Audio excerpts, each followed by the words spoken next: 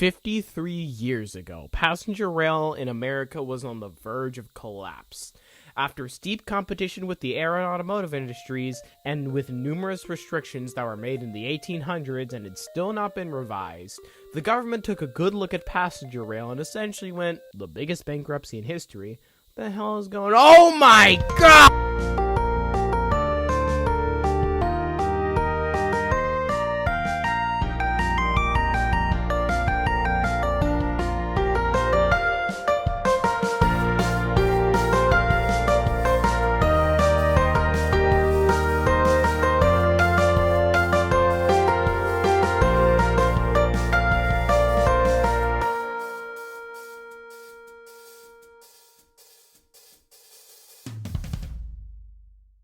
And so, after realizing the state passenger rail was in, the government stepped in and created Amtrak, the National Railroad Passenger Organization, and took up all routes and lines that railroads didn't want anymore, also known as all of them.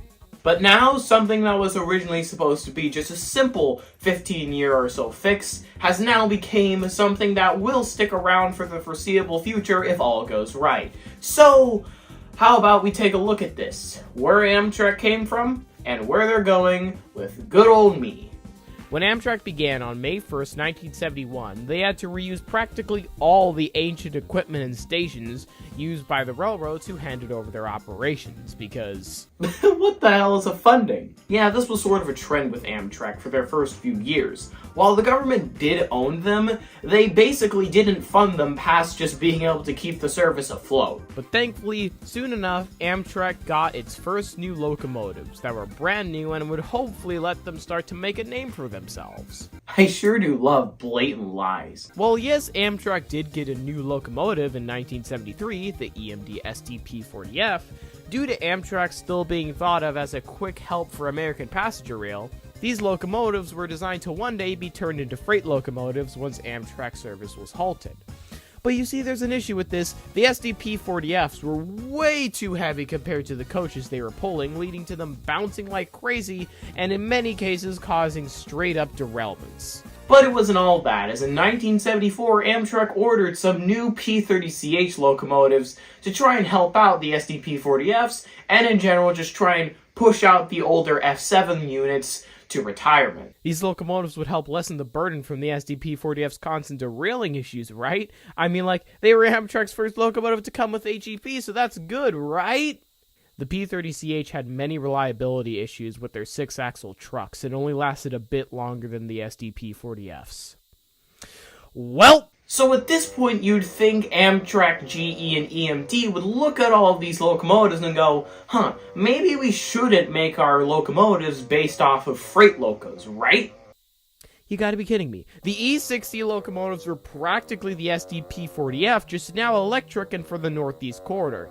And guess what they were based off of? An electric freight locomotive being used in Arizona. God damn it! Yeah, these locomotives were riddled with issues, just like the P-30CH and the SDP-40F. They couldn't go anywhere near their top speed, and often derailed a bunch. However, a bit before the E60s and P-30CHs started rolling out, Amtrak realized that they also needed a new type of coach that wasn't ancient like most of what they inherited, one that also didn't use steam heating to improve reliability for the winter. So, in 1975, they unveiled a coach that was so perfect, it is still on use in many of Amtrak's systems to this day. The Amfleet coach. The Amfleets really were built to last, and it's a good thing too, because it gave Amtrak something they didn't have to look after like their 3 major locomotives at the time. But Amtrak wasn't just single-level sets. They also had trains going in the Midwest and West Coast that were either intercity or overnight. And most of these trains used some form of the Santa Fe Streamliner bi-level cars, which while they were good, they were really needing a replacement at this point. So, also in 1975, Bud cooked up the last major piece to the passenger coach puzzle Amtrak needed to solve, the Superliner coach. These were bigger than the Streamliners and were much more modern, also supporting HEP just like the Amfleet coaches. Okay, so at this point, Amtrak had gotten their nice new passenger coaches and were now ready to finally receive some locomotives, ones that would last so that they wouldn't have to keep buying new rolling stock. So, with that in mind, EMD cooked up 2 locomotives that would bring Amtrak into a new era. One was electric for the Northeast, and one was diesel for basically everywhere else. Who's ready for some foaming? The F40PH and the AEM7. While the F40 was still kinda based off of freight designs, it was much lighter than the SDP40F, and did not feature the 6-axle trucks that burden the P30CHs. And the AM7s, nicknamed the Toaster or the Toaster Meatballs or the Swedish Meatballs, were entirely based off of a passenger design from Sweden, with them also being much lighter than the E60 with 4-axle trucks. These 2 locomotives quickly became the flagship locomotives of Amtrak, with the AM7 practically ruling the NEC and the F40s being found on practically every service imagined. Whatever you threw at them, these 2 could do it. At this point, Amtrak's system was almost entirely standardized, granted with a few exceptions. Everything was led by either an F40 or an AEM7, and trailing was usually either Amfleets or Superliners. And all of this rolling stock was either in Phase 2 or Phase 3, again with some exceptions, making everything look extremely standardized and made everything really look a bit more Amtrak. All in all, Amtrak had it pretty good at this point, with most of their problematic rolling stock being retired in the 80s and 90s. But of course you can't have things be nice forever. No, that would just be nice. As is standard, locomotives have a much lower service life than any coach, so in the 90s, Amtrak had to find a replacement to their F40PH locomotives. And I guess they just weren't feeling like retiring the AM7, so they rebuilt them instead. And what would this replacement be? Well, one thing, it would come from GE for once. Well, at this point, GE had only made stuff for the NEC, they were going to finally make a mainline loco for Amtrak. This locomotive would also use a single shell or monocoque body for streamlining reasons, and in general, it just looked more modern that way. But of course, we can't go too far without having a freight locomotive come in and be stupid. Amtrak's new locomotives were delayed a few years, and thus GE panicked and handed Amtrak what was this time literally just a Dash 8 freight locomotive with HEP modifications. Okay, GE. Because of this, the Dash 8s had subpar acceleration, and nowadays are only put on a train when absolutely necessary. Like, literally, when a Dash 8 led a Pacific Surfliner train recently, it didn't even get past 80 on a segment where if you're in a Chorger or a P42, you could easily hit well above 90 if allowed. But soon enough, the new locomotives would finally arrive. The P42, P40, and P32 locomotives. These locomotives were dubbed the Genesis series, and in a decade's time began to slowly but surely take over all long-distance trains and a good few corridor trains. As time went on in the 90s and the F40 started getting phased out, Amtrak began looking for locomotives and rolling stock for their various state-supported services, mainly Amtrak California services and Amtrak Cascade services. Amtrak settled with EMD for the locomotives for both services, with Alstom for Amtrak California's coaches and Talgo for the Amtrak Cascades coaches. Throughout the 90s, brand new EMD F59 PHI locomotives entered service on Amtrak San Joaquin's and Capital Corridor services. These locos were actually owned by the California Department of Transportation, or Caltrans, with them using the reporting mark of CDTX. Caltrans painted these locomotives into a scheme very reminiscent of their own color, with many golds and deep blues, and then a main silver body. Caltrans also bought some new Alstom California cars. These were basically the Superliners but with some more modern amenities. These cars also featured 8 cab control cars. And in the early 2000s, Amtrak bought 21 F59 PHIs for Cascades and the newly renamed Amtrak Surfliner service. The Cascades F59 PHIs were paired with Talgo train sets that were basically a carbon copy of the ones used in Europe. Cars were always formed in a train set, unlike the California cars. The Surfliner PHIs were paired with new Surfliner cars, another revision on the California cars. These also came with 9 cab cars, with Caltrans buying an additional 3 for Surfliner and 5 for the Northern California services. You know, it's been a while since we've checked on the Northeast. Let's see how they're doing over there. It was almost the year 2000, and Amtrak wanted to make that year something big. I mean, like, it wouldn't be happening for another 1,000 years. What would you expect them to do? So Amtrak looked at the rest of the world with all their nice, fast, and new trains, and looked back at their system, which wasn't bad. But comparing Amtrak to something like JR is like comparing a microwave dinner to a 5-star meal. The microwave dinner isn't necessarily bad, but it's garbage compared to the 5-star meal. Amtrak wanted to go from a microwave dinner to at least something like a meal prepared at 10 p.m. when I'm just tired and want something to eat. You see, the difference there is I make good food that isn't frozen. So, Amtrak decided to jump into the realm of high-speed rail. Oh crap! He said the H word! Sound the alarm! But because this is Amtrak we're talking about, there's always a catch. You see, this new high-speed rail would be ran on the existing Northeast Corridor. Just the Northeast Corridor would be fully electrified to Boston and have some speed increases here and there. So, instead of being a true high-speed rail, it was more of a high-speed rail in lowercase Comic Sans with 2 asterisks and quotation marks. For this high-speed rail, Amtrak wanted to be real picky. They liked the Siemens ICE-1 train sets, but they also liked the ABB's X2000 train sets. And they also wanted the tilting feature on Via's LRC train sets by Bombardier. So, Amtrak would not pick Siemens or ABB, rather Alstom, the manufacturer of the train sets used for France's TGV system.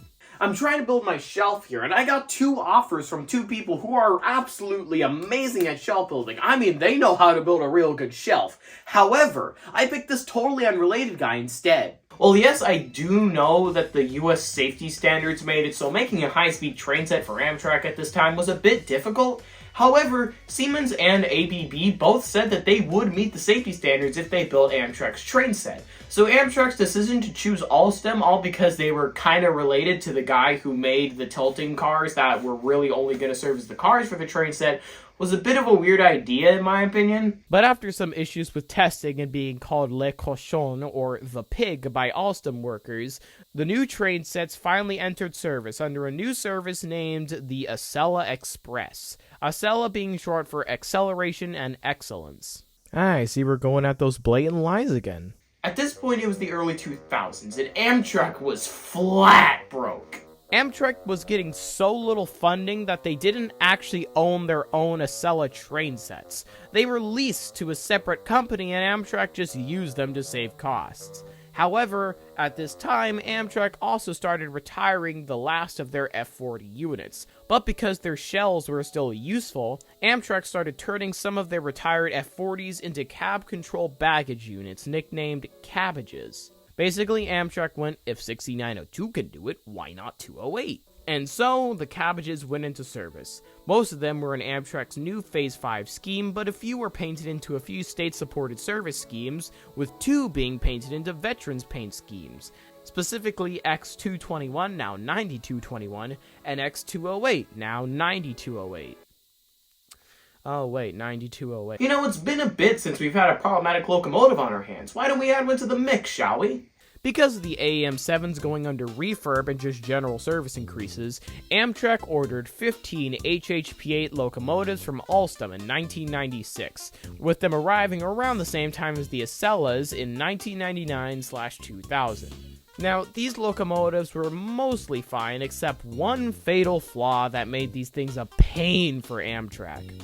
The HHP8 name stood for High Horsepower 8000. The issue with the HHP8s was that their horsepower was too high for the locomotive, meaning they often had a lot of wheel slip, meaning they always needed maintenance for their wheels, which wore out very quickly. Wow, I see problems with an existing model is also on the schedule. The Acela Express train sets also had major issues in 2005, leading to them all getting called in for maintenance due to extremely bad cracks in their brakes. An issue that was discovered only by chance. Basically, the manufacturer of the brakes did say to check them regularly, however, apparently this instruction was lost in translation. I don't know what happened. The instructions that said not to leave my stove on overnight were lost in translation. My damn house blew up. Amtrak was extremely lucky that this issue with the brakes was discovered, because it very well could have caused a serious derailment if they left it untouched for any longer. After this issue with the Acelas was fixed, Amtrak entered another calm period. The Acelas were being an okay form of high-speed rail, the AEM-7s, P-42s, and F-59s were being pretty reliable and overall pretty damn good, and the HHP-8s were trying not to shear their reels off. All was right with Amtrak for the most part. But the AEM-7s, despite them being rebuilt a decade earlier, were really starting to show their age, and the HHP-8s were being extra silly, as was per usual. Amtrak needed a replacement for these locomotives pretty soon, so Amtrak went for someone they hadn't really dabbled with at all at this point: Siemens.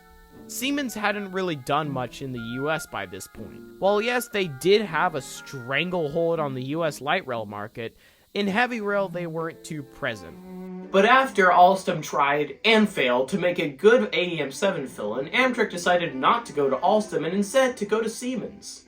Amtrak liked Siemens' Eurosprinter and Vectron models, so they asked for some weird combination of those with some American modifications. And so, Siemens started cooking up a locomotive to finally put the AEM-7s and HHP-8s to rest. And in 2014, Siemens unveiled the Acela 64.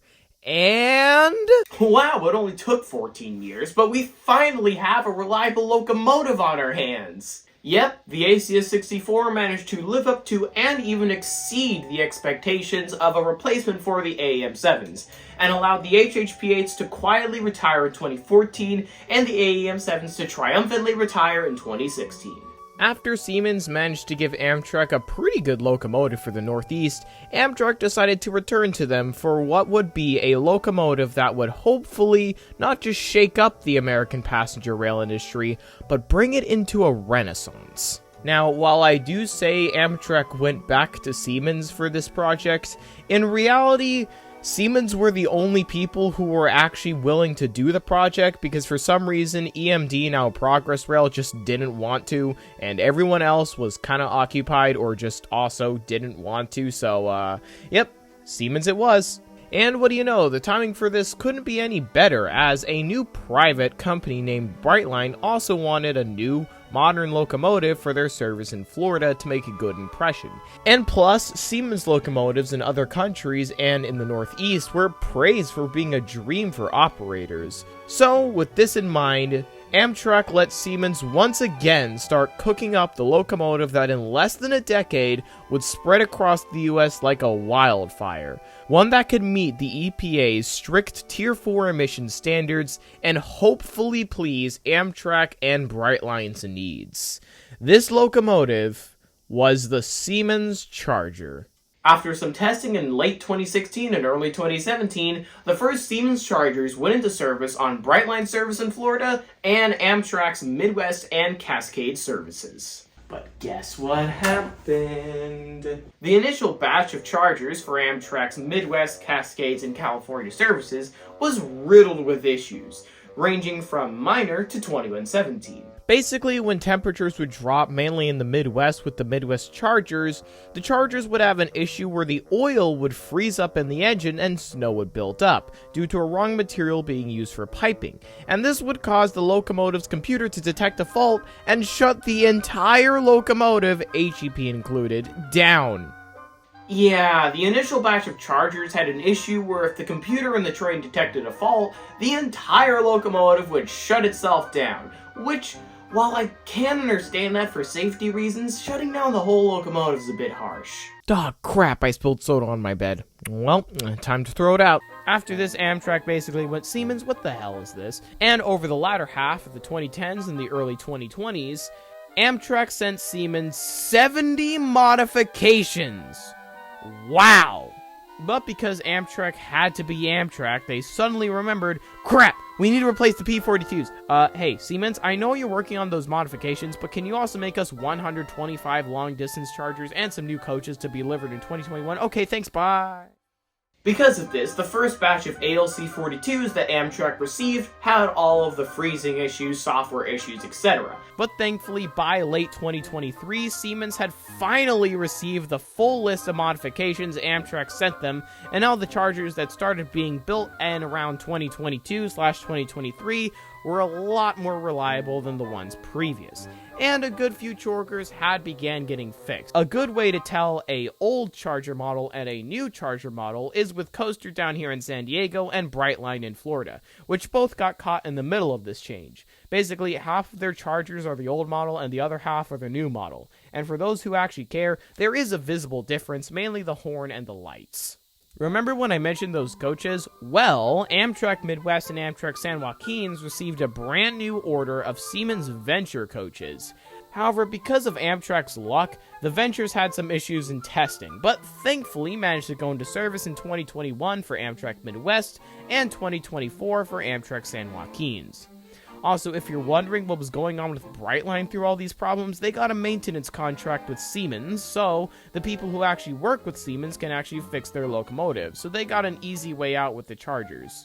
And as if Amtrak wasn't done, they went to Siemens and said, Hey, we like those new Ventures. You want to make some to replace all of our Amfleet 1 coaches? Basically what happened here was Siemens went from basically just serving as GE's replacement in the Northeast to serving as the replacement to GE, EMD, and BUD in all regions, making what those companies would have made had they still been working with Amtrak at this time or still just straight up existed. Yeah, Amtrak wanted a replacement for their ancient Amfleet 1 coaches, and also the Amtrak Cascades Talgo sets that, due to a derailment in 2017, were deemed unsafe by the Washington State Department of Transportation. So they had Siemens go ahead and make replacements for all of those, with a good few of these sets having cab cars to make it easier for them to turn around. And to add on to this, Amtrak also ordered a batch of ALC-42E dual-mode locomotives to run on the Northeast Corridor. Wait. So Amtrak, what was the point of the Acela 64s? This is one of the main things I really don't get. Amtrak, who has a full fleet of Acela 64 locomotives, has Siemens make dual-mode chargers. Now you're probably thinking, well, dual-mode chargers are only for the Northeast Corridor services that go beyond the electrified segment. But that's the thing. Most Northeast Corridor services go beyond the electrified segment. So, instead of Amtrak doing this first, they had Siemens make a whole electric locomotive only for them to turn around and say, wait, we want dual mode instead. Now, I've been talking a whole lot about Siemens, and this Siemens rabbit hole goes so deep I could make a whole nother video on it. So, let's go over to the one new thing for Amtrak that wasn't by Siemens. Rather, Siemens' biggest competitor in the modern day. Alstom. Oh boy, here we go. What is by far the NEC's biggest headache yet? The Alstom Avelia Liberties. In 2016, Amtrak announced that they would be working with Alstom to produce a replacement to the aging Acela 1 sets known as the Acela 2 sets, also known as the Avelia Liberty. Alright, it's basically confirmed. What went wrong?